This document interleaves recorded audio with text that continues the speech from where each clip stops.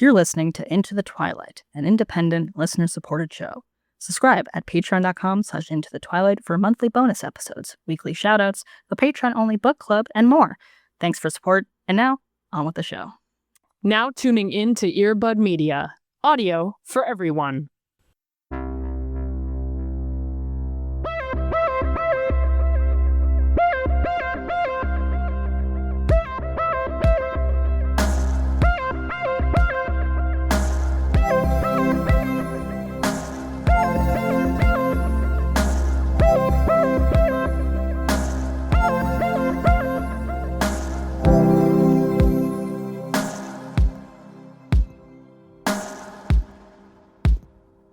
Hopefully it is not coming across in audio, but I just stretched and one of my elbows just made the nastiest pop. So I love to be reminded of my age. For sure. Yeah. Just every bone at once. Yep. Making a little sound for you. Yeah, for sure. A good, nice snap, crackle, pop for the day. Yeah. Yep. Welcome to the Twilight. We are here. Yeah. Hello. We are just aware of the passing of time. Always. It's really cool. I'm a big fan. At least one of us is, you know? Someone's got to hold down the fort, you know? Right. Someone's got to get down sick nasty with Father Time, you know? And I'm happy to bear the brunt of that, you know? I'm happy to do it.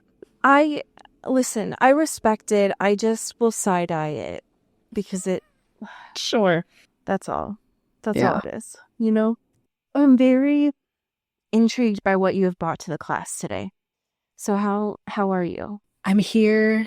I'm living. I'm starting to sense a theme in my happy things as of late, which are just things to make my brain not bad anymore. Critical. By nature of constant being on my phone and constant big bad internet. And so one of these things that I've been now trying to implement and be more intentional of is reading fucking magazines from the library. Oh my God, yes. Because the library, folks, is awesome. We know this. We're familiar with this. But they have so many fucking magazines available. And Libby has like really upped their game in terms of how to like read it, especially like on a digital situation. Like porting a magazine into my e-reader is way better than it was even a couple years ago. Of like, you can see the full layout, but you can also like tap in and get like the text version of it and like customize it with whatever settings you want for like better readability and also have everything else in it. And it fucking rocks, dude. It's so nice. And I feel like the way algorithms are like, here is the news that you need right now. Sucks and I hate it. So bad. I think there is a very beautiful art to like the curation of, you know, 100 pages of a magazine. And like, these are the stories of the week, or sometimes it's like a quarterly thing, whatever. However that timeline exists and like being like, this is a smattering of things. And I'm just going to go cover to cover and get like a wide breadth of things that I normally probably wouldn't click on if I hadn't been, you know, going to the next page, right? Just by nature of reading a thing. And it's fucking sick. It's cool. And the organization and curation of those things is obviously very well done and awesome. And I feel more well-rounded after the fact. And it's great. It's so nice to know that it's getting better there. Yeah. Because I think there was definitely a time period where magazines in a digital format, they felt a lot like when my professors assigned PDFs. Yes. And it was just a scanned in version of a paper copy of their textbook, and it was unbearable. Yeah, that was really a big detractor for me for a while because, and also too, like if I get a like print magazine, like the likelihood of me actually reading it instead of just kind of paging through it is very small.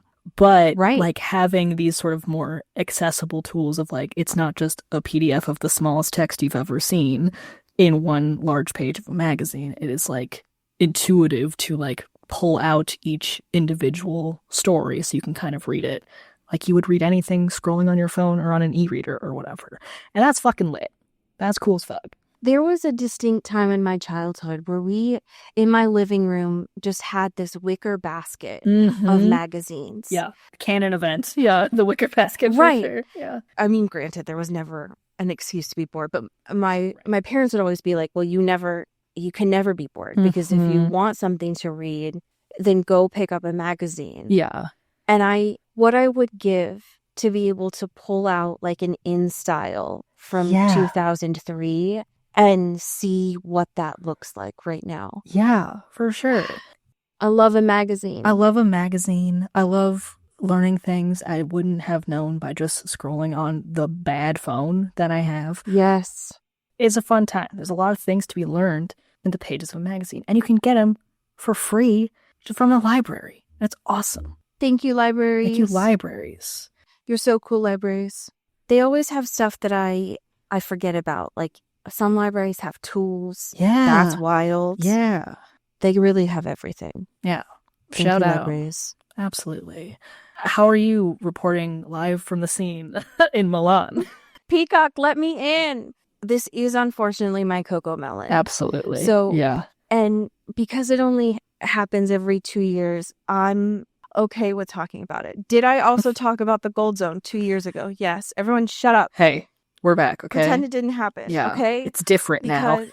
It's it only happens every 2 years. I'm gonna talk about it, okay? Here's the thing.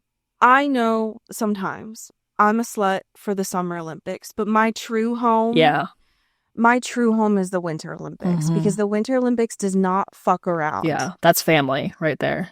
Right, that's my home base. The Summer Olympics is all cutesy and appeals to everyone. The Winter Olympics, they don't do that. They're not meant for everyone, and I'm down for that. Yeah. You can die in the Winter Olympics. Totally. Yeah. And people have, and I love that about it. Yeah. Real stakes, you know? When they show those little like clips and intros about the athletes is like broken bone, torn ACL, like every year there's something. And listen, I'm not glorifying this. I think that's really fucked up. But these athletes are messed up. Yeah. The Winter Olympics are not kind on the body. Yeah. It is a Stockholm Syndrome situation. They're like, I've broken every bone I possibly could have for the love of the game, you know? But this is also my family, right? Because this is happening in Milan. This is northern Italy. This is my home. We've got all this shit, right? We've got skiing going on, flying squirrels, right? And then we have my home base, which is curling. And curling this year is so good. Listen, Peacock can absolutely get wrecked. They pissed me off a lot. We were just talking about this last week because they took away Vampire Academy. You're on my shit list forever. And also, they've truly nailed it with the Gold Zone. I get to watch all of my favorite things in one box. And that, for my brain, is so important. And I am so grateful. And everyone is talking about hockey right now. And I'm so good because our American hockey teams are actually, like our women's hockey team. Yeah, our ladies, dude. Our women's hockey team is actually pretty good. Now, do I love America in the sense that I respect our land? I respect it in the way that, like, I care about our land in the way that I grew up and I was taught in a very indigenous way. Yeah. Which I'm grateful for. I love America in that way. Yeah. I'm not proud to be American. Yeah. Don't get it twisted, folks. Don't get it twisted. I love this land. I care about it. I care about this world. And watching all of these athletes get together always makes you very emotional. I'm also especially grateful to see a lot of these athletes this time masking. Thank you. And not just like motherfucking surgical masks. Yeah. I've seen multiple teams wearing N95s. Thank you for that.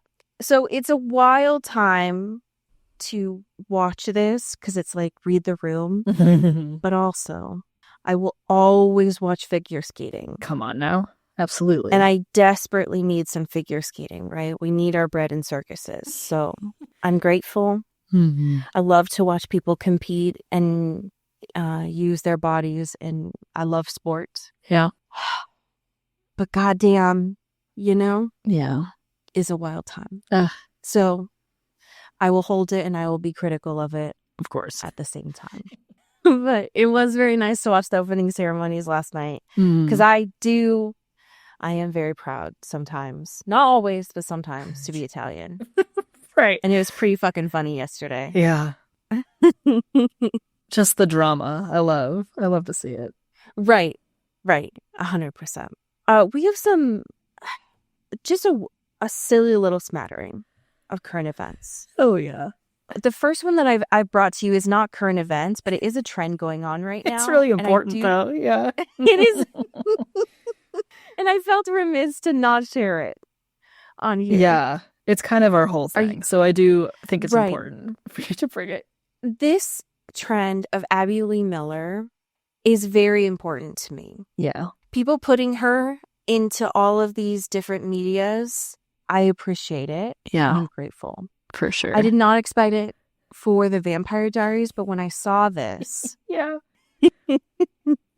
it was a work of art. It fits so well in a way that is scary, right? Because, and that's what's really beautiful about particularly like edits like that and like very online tapped in like young folks, where it's like there are combinations of media properties I would never think of. And to them it comes with like there's a second skill, there's a muscle memory there that is really beautiful. And when I do see it, I'm like, that's never in a million years would I've put these clips together, but thank you for doing it. Right. It is a distinct talent to be able to do it, and I'm very grateful.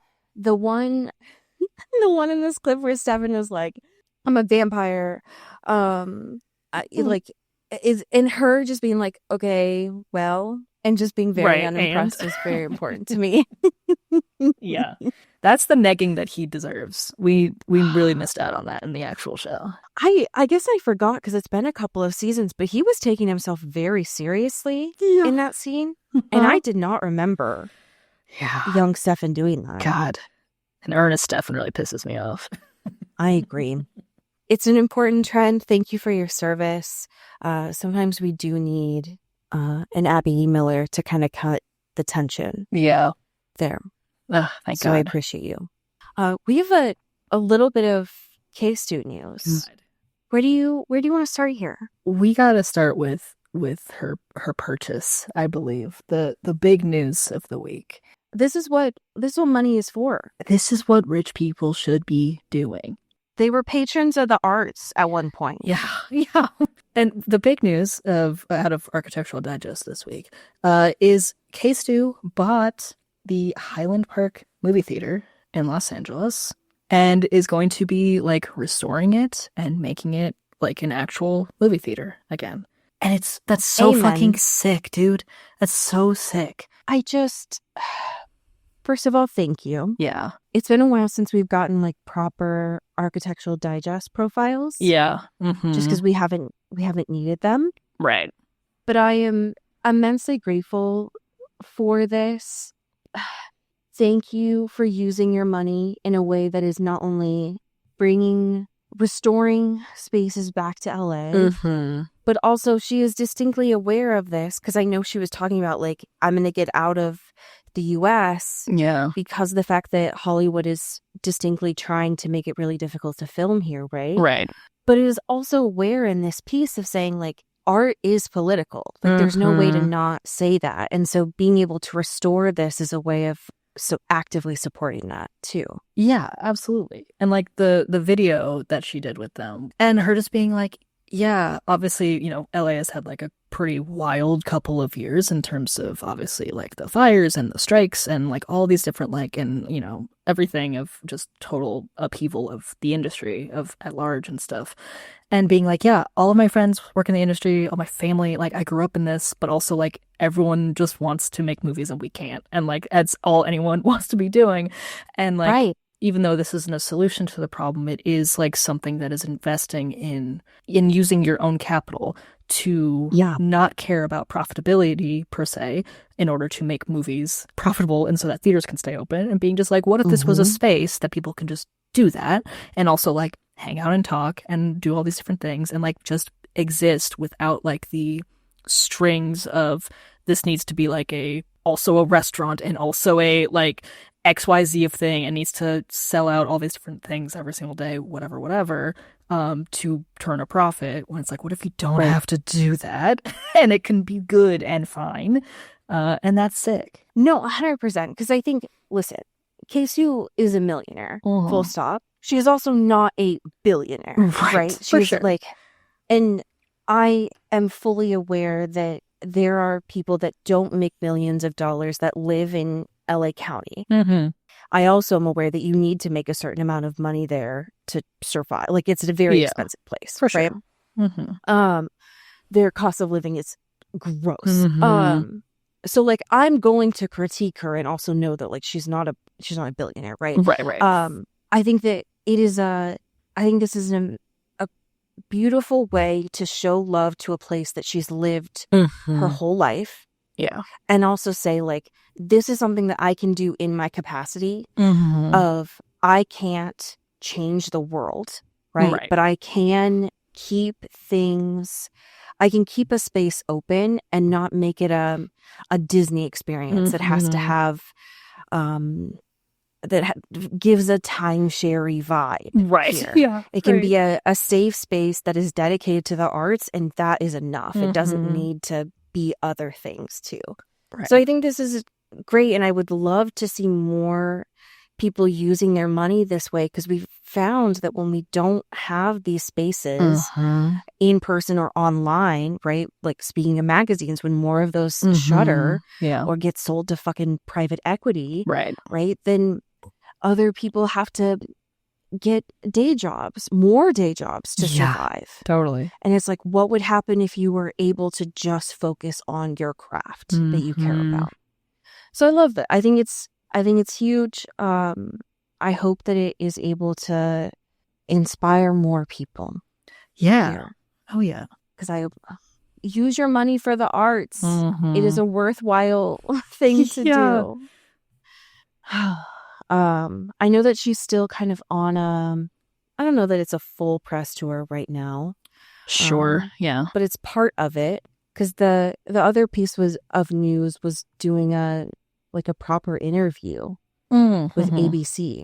Yeah. Oh yeah. I don't know how much of it was new information to us, but part of it was that it was talking about why she decided to, saying that she came out is generous, given that I think that a lot of us were aware of it, but verbally saying it totally on SNL almost a decade ago, which is wild. That is so wild. Yeah. But to me, it feels a little bit connected there, just being like, listen, she was talking about the fact that, like, you know, she was aware of the administration at the time and being like, this dude was taking digs at me, you know? Yeah. Just, God, what an era too of like, and I mean, we're still in that era to some extent, but just in a different way. But like the amount of tweeting about Kristen Stewart from the president of the United States at that time was pretty bananas. It's pretty bananas. It's like, what? Especially because so many people reminisce on that time period of being like, oh, it was a time of being like woke, right? And everything was so safe. But she goes on and talks about like that she couldn't even hold Dylan's hand in public. Yeah, right. And it's like, yeah, dog. Yeah. Like, not to Kristen, but like to the general space, that there were so many people who were being told overtly and covertly, like, your career is at risk if you are public about your sexuality. Yeah. So I'm glad that she's feeling more comfortable being open about this, and also saying, like, you know, please don't romanticize this time period. It was not just because there was a little bit more legislation at the time that felt more forward leaning does not mean that everyone felt comfortable at the time. Yeah. So I cannot imagine, but I'm glad that she feels comfortable talking about it. Yeah. Yeah, dog. Go off, girl.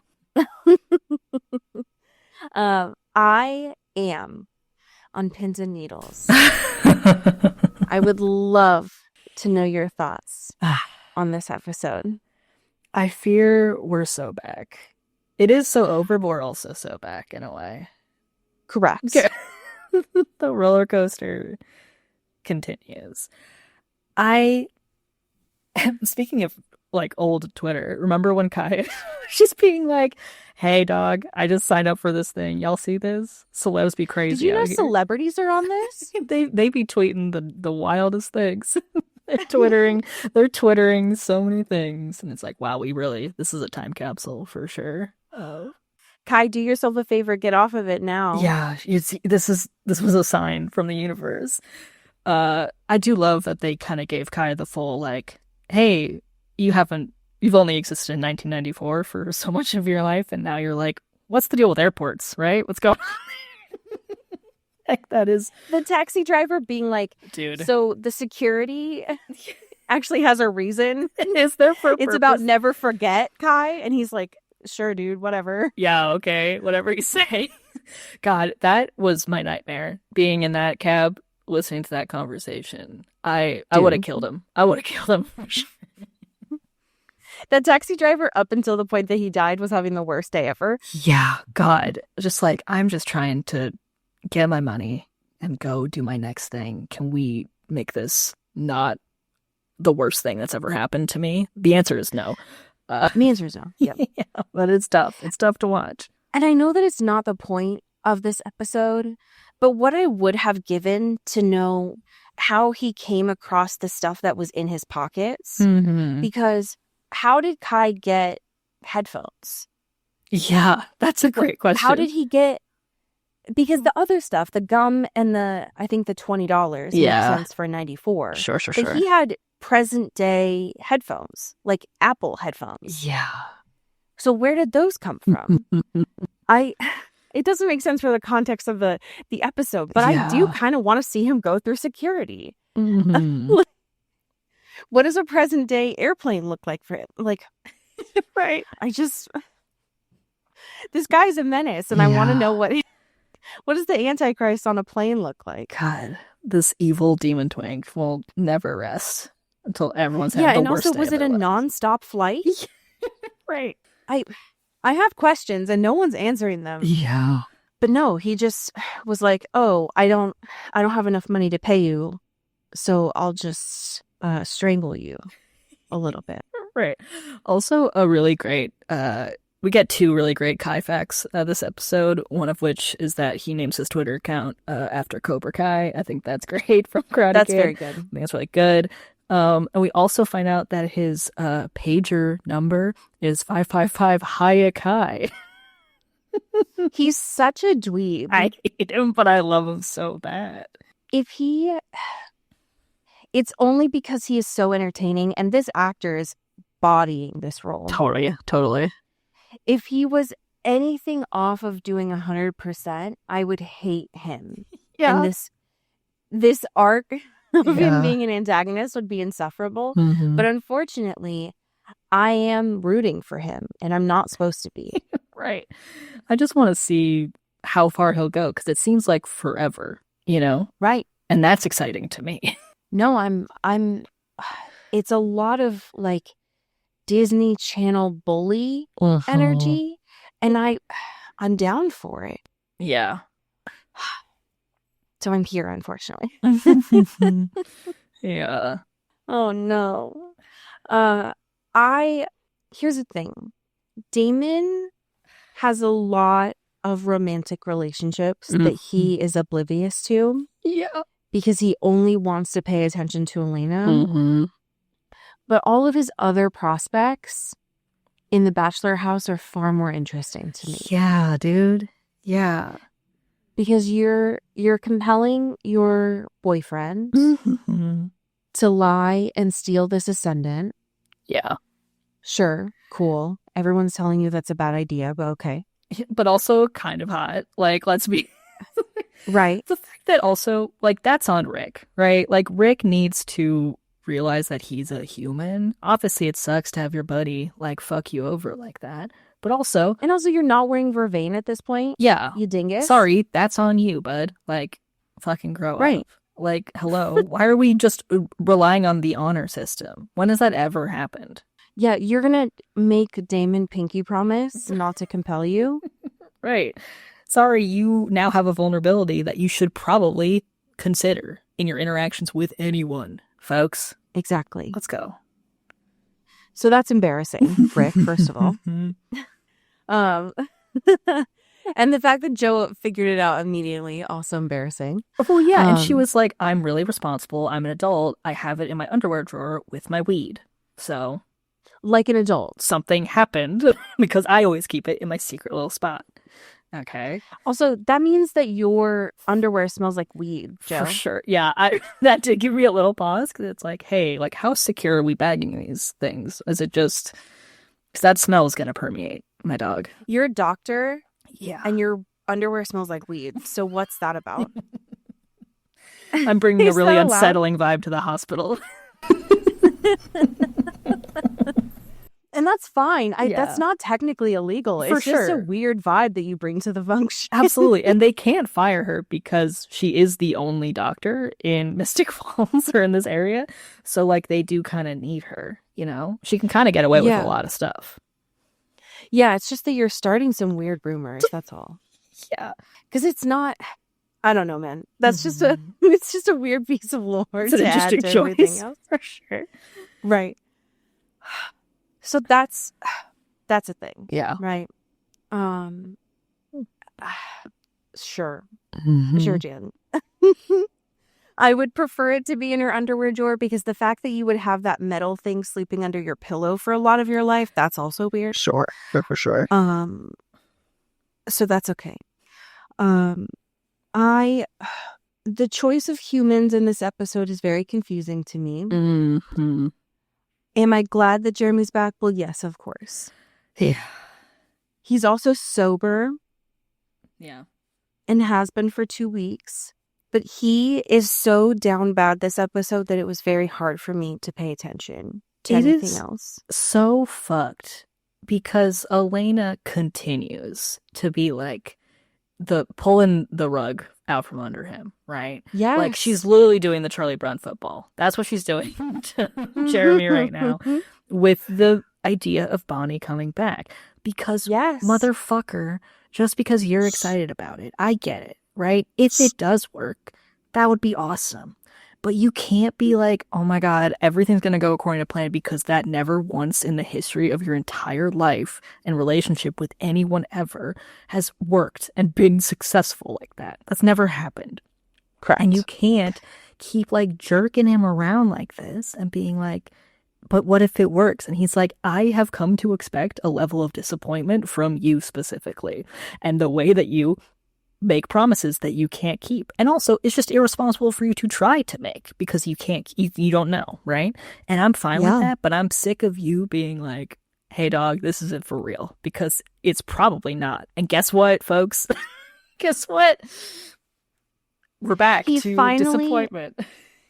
He just got to a place where he canceled Bonnie's phone line. Yeah, he's going through the stages of like, I'm trying to move on. Right. Which hurts, but also, like, I'm proud of him. Of course. Right? It's tough. And this is where Elena lying by omission in this context is not technically lying. Because you've gotten so close to the finish line before and failed. Yeah. That telling Jeremy in this context would be doing more harm than good. Right. And it did. It did do more harm than good. Yeah. Because homeboy almost drank again, right? So this is where you would just need to do the thing and then tell him, even though he might be like, why didn't you tell me, right? And yet she's like, oh, I'm going to get so excited. It's going to go great. Yeah. Girl, it's the 9th episode. So let's be so for real with each other, right? Yeah. Like, come on, folks. So that's weird. It's also weird that we suddenly get Monique's backstory. Yeah. And Matt is very invested in her, by the way. Yeah, I'm like, are they trying to tease like a romantic situation here? Like, especially at the beginning of this episode, it's like, what is this relationship now? You know what I mean? And I get it because it's not really about Monique. It's about Trip. For sure. And he's just like, I don't get what my whole place is here. And plus, Matt's been having to deal with Enzo in his like Pauly D phase with his hair right now. For real. It's tough. It's tough. So, like, seeing another human die now, Matt is just like, and he has Enzo in his ear, right? Being like, all Stefan does is lie. Kate sees the criminal. And Matt's like, you know what? I'm done. I've had it with all of you all bitches. I'm done. I'm out.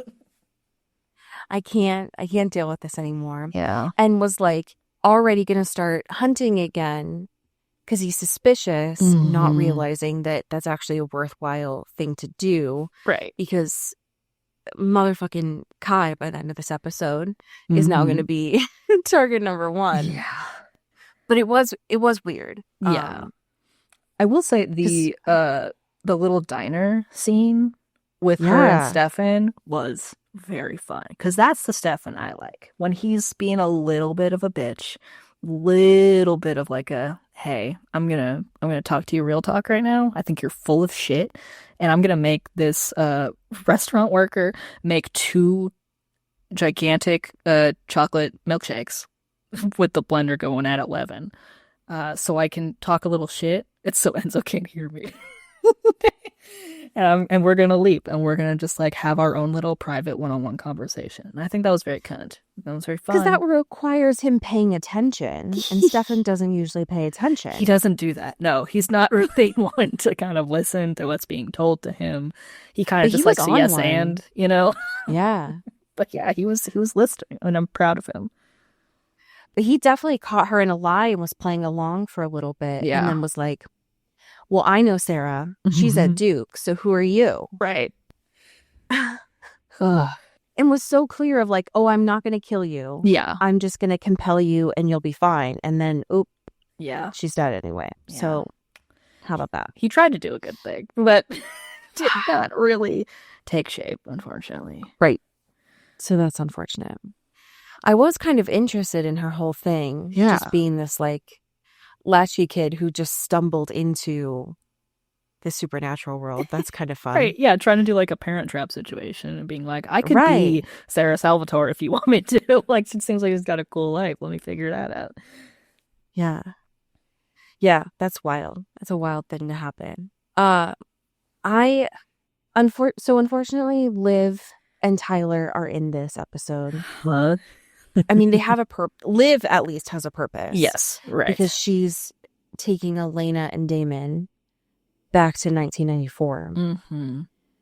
Yeah, they're drinking her blood as like a location finder. That's fun. That's a fun mechanic. But it's very clearly like only 8 hours. Yeah. Why? I don't. The moon, I guess. Sure. I don't know, man. What I don't get about Liv, and I guess it's capitalism, she does not stay in Mystic Falls for this. Yeah. She's like, oh, I do have a shift and I do need to go work here. Right. So naturally, Kai beelines and is talking about all kinds of different alcohol here. He's the most annoying customer at Sir. So annoying. I am very intrigued by Elena and Damon when they go back to 1994. Yeah, dog. Because she's getting a little sneak peek of Damon's little life that he had for 4 months. Yes. And all of his little secrets that he is not being forthcoming about in the modern day. And like, you know, she finds this like fucking self-tape, right? And being like, I'm having a really bad day. This is a specific Hey, what's hell up, YouTube? crafted for me.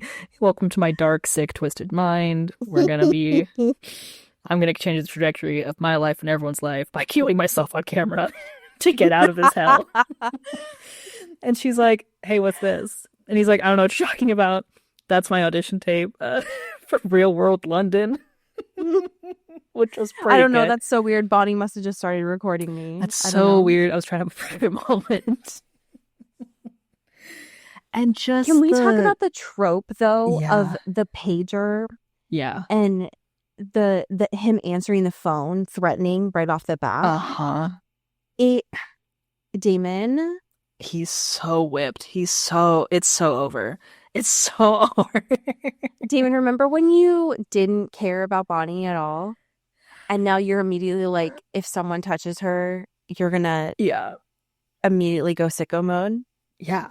And being like, and saying the words, I'm doing it for her. Fuck right out of here with that.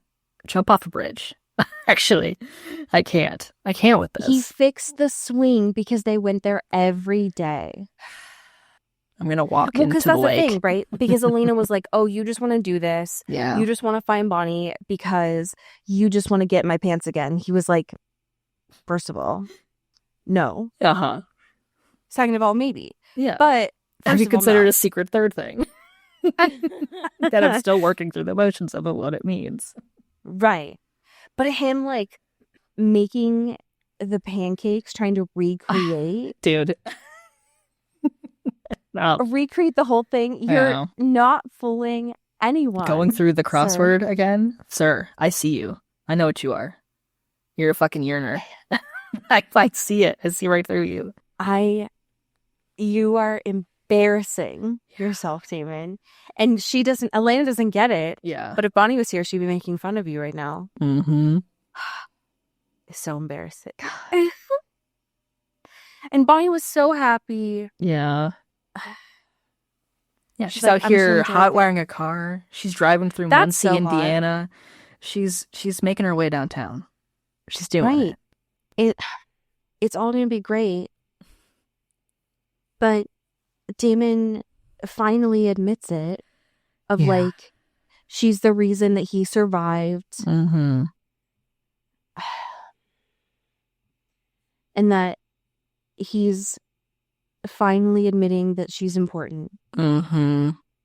And then motherfucking Liv has to bring them back. I hate it here so bad. Seeing, which is already bad enough, right? Seeing Bonnie running because we find out that Damon leaves a note for her. Truly go fuck yourself, Damon. Yeah. When did you do that? What does it say? Mm-hmm. But seeing her running up to that house and that single tear before she collapses onto her knees, when I find these writers, jail, immediate jail. This slow, painful drawing out of this happening is unnecessary, and I'm tired of it. Yeah, and just the silent wailing on the porch. I'm gonna fucking die. I can't do this. I hate watching Bonnie cry in any context, obviously, but twisting the knife like that is but letting her think she was so close to coming back. There's a because now special she place thinks in that hell. It was her fault. Yeah. Also, lest we forget, the last time that we saw her, she had a wound in her stomach. Yeah. That presumably has been fixed because she was fine enough to run. So not only is she hot weighing her car, but she's also curing her wounds manually. She doesn't have magic right now. Yeah. I can't. God She's so cool. And then we have Kai just absolutely breaking stuff, setting stuff on fire. Yeah. Because he can. Mm-hmm.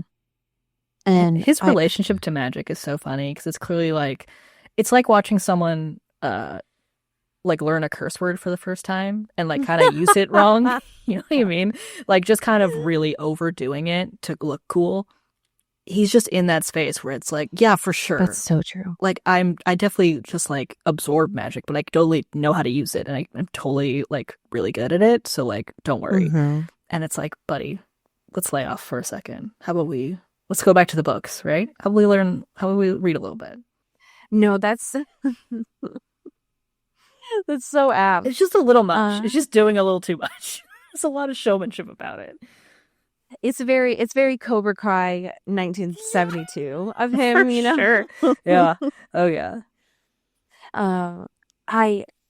Watching him figure out where the line was and then being like, oh, so I might not have magic here, but I'm still a psychopath. So that's fine. Yeah, don't worry about it. I might not have my magic here, but y'all can't come in. So I am just going to absolutely wreak havoc here. Yeah. Have fun. So I'll see Have you on the other fun. side. Bye. God damn it. God damn. So this wasn't supposed to be funny. Yeah, for sure. But that part wasn't supposed to be funny. But this part wasn't supposed to be funny. Watching Rick just straight up sock Damon twice. Yeah. Oof. Was very important to me. Yeah. I love that Damon's like, why are you mad? Like, I feel why are like you mad, bro? Everyone's mad at me, and I kind of feel like the reaction is a little bit disproportionate to the action. Why are you mad? I thought we all agreed that we were going to get Bonnie back. Yeah. At any cost, right? Because I love her now. We don't know that, but I do. I'm freaking it out. Who said that? Who said that? We all love Bonnie, right? Yeah. That's what I said. We all love Bonnie. We're all going to get her back. You know what? This is the primo setup for turning into a bird is going to come into play, because he's going to accidentally reveal his feelings, and he's going to be like, uh-oh, I actually got to go. And that's what happens. I fucking wish. If that happens, that will be the best day of my life. I swear to God. I believe it. I feel it coming closer and closer. I see the wall. I see the writing on the wall. Oh God, I will burst into tears if that happens, because I need it. So I need it more than I need anything in this world. Yeah. Is just to watch him accidentally like profess his feelings to her, and then just spontaneously burst into a raven. Yeah, for sure. Also, that reminded me of when Elena was like, "Oh yeah, I used to come here every day when my parents died." Anyway. She's like, it's okay though, because it's 1994 and they were technically still alive, so it doesn't matter. It's fine. Anyway, what's the next thing? Anyway, that's not as depressing because they're not dead yet. Right. So it's like, hey girl, you want to sit down and just talk about it? I know we don't have like a lot of time, but we can have like 5 minutes of just like being in each other's vibes right now. That's okay. She doesn't acknowledge that part of her life much anymore, and so when she does, it's very funny. Oh God, those siblings are so sad, because there was a part near the end of the episode where Matt walks in on Jeremy again, about to break his attempted sobriety here. Yeah, and Jeremy's like, "So let me guess, Bonnie's not with you." And there's just this like Eeyore cloud over Jeremy right now. And Matt's like, no, it's fine. Don't drink. Do you want to go kill some people, actually? You know what actually be really fun? Really get this out of your system. Usually I don't like enable your bad habits, Jeremy, but do you actually want to go... Do you want to go fight this out instead? Yeah. Could put our dukes up. That'd be fun. Some real bro time. It's been a minute, you know? It's been a while since you've done this. And turns out he did. He needed it. Is good. Yeah. I can't believe this, because these two actually kind of are the same person, just in a different shade. Yeah. But watching Kai take a broken bottle up against Tyler's neck was a little bit important to me. Yeah. And I think if we're being honest with ourselves, I think it was a little bit important to Tyler too. Yeah. Oh, for sure. Oh, yeah. Because the most easy to manipulate person in this kind of in the power rankings here, right, is Tyler. And he's a human too, lest we forget, right? And is also just kind of like not really in an in crowd right now. He doesn't really have a posse he could rely on. Correct. In a major way. Besides, I guess, his coworkers at SIR. So, like, you know, which he doesn't even seem to have a real affinity for. Just Kai coming in and being like, hey, bitch, shh. Like, you want to make some bad decisions. You want to make a deal with the devil. And it's like, all right. I got nothing going on right now, actually. So... Well, he's certainly not like taking care of his pseudo girlfriend, Liv, because she mentioned, I think at the beginning of the episode, that she had pizza for breakfast every day this week. Yeah. And I don't think it was by choice. Right. The fact there was really kind of no follow-up question to that was, he's a bad boyfriend. Correct. Listen. God damn. Listen, Tyler, I'm just saying, it wouldn't be the first time that you've made a deal with the devil. Yeah. Because we know you do be loving to do that. Right. But Tyler, can you just be interesting Yeah. for a second? Because nothing that you're doing right now is helpful. We didn't get to see Luke because apparently he's sulking. Yeah. Now. Totally. And Caroline is, I guess, on vacation with her mom. Sure. That's what they said, but they could be lying. So Yeah. I don't know. I don't know, man. I need you to be interesting. I need you to get out of my face right now. So I'm nervous. But apparently next week is a Christmas episode. Okay. And I'm scared. Sure. Because I'm scared because Bonnie's in it. And I don't know what that means. Right. Because we're really close to the mid-season, right? It could be next week because it's episode 10. Yeah. And I don't know if this is going to be like a happy bottle episode, maybe in the past, or if they're just going to rip my heart out of my chest. Yeah, unfortunately, that does Who's seem to say? likely. Yeah. So who's to say? Oh, gosh. But it does look like an event, which means that Caroline has to be there. Right. So fingers crossed. She's planning this party, so. Yeah. She's got a walkie-talkie and a clipboard at the ready. Okay. Get this woman a headset. God. Yeah, for real. We have some amazing patrons to thank. Would you like to start us off? Absolutely. Thank you to Lauren Cohen. Ooh, thank you to Zoe Forbes. Ow. Thank you to Vanessa Swan. Ooh, thank you to Greg Lautner. Ooh. Thank you to April Dobrev. Ooh, thank you to Vivi Salvatore. Ow. Thank you to Megan Pattinson. Ooh, thank you to Katya Karp. Ow. Thank you to Genevieve Morgan. Ooh, thank you to Danielle Burke. Ow. Thank you to Janae Bennett. Boo, boo, boo. Thank you to Rena Zeklos. Ooh. Thank you to Emily Ozera. Ooh, and last but certainly not least, thank you to Jaylene Iveshkov. Pew, pew, pew. I have a fan fiction for you. This is by the author Vanilla_ice cream. Hell yeah. It is titled I Know You're There, and the summary of this is quite short. It is as follows. Bonnie just wants to focus on her classes and spending time with her best friends. It would be much easier to do if there wasn't a certain vampire keeping a close eye on her. And this is, of course, a Bonnie and Damon fanfiction. I know that's right. I know that's right, folks. Oh, that's fucking right. So thank you, Vanilla_ice cream, for your service. Tell your friends, tell your family about the show. I'm going to go get some awesome magazines. Hell yeah. From my local library to enjoy. Oh yeah. But as we say here in the Pacific Northwest, get bit. Ooh. Ow. You've been listening to Into the Twilight, an independent production by Earbud Media.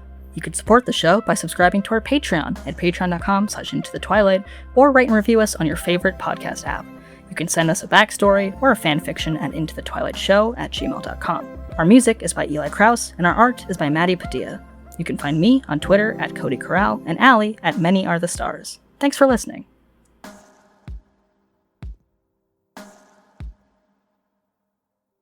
You've been listening to Earbud Media Production. Earbud Media, audio for everyone.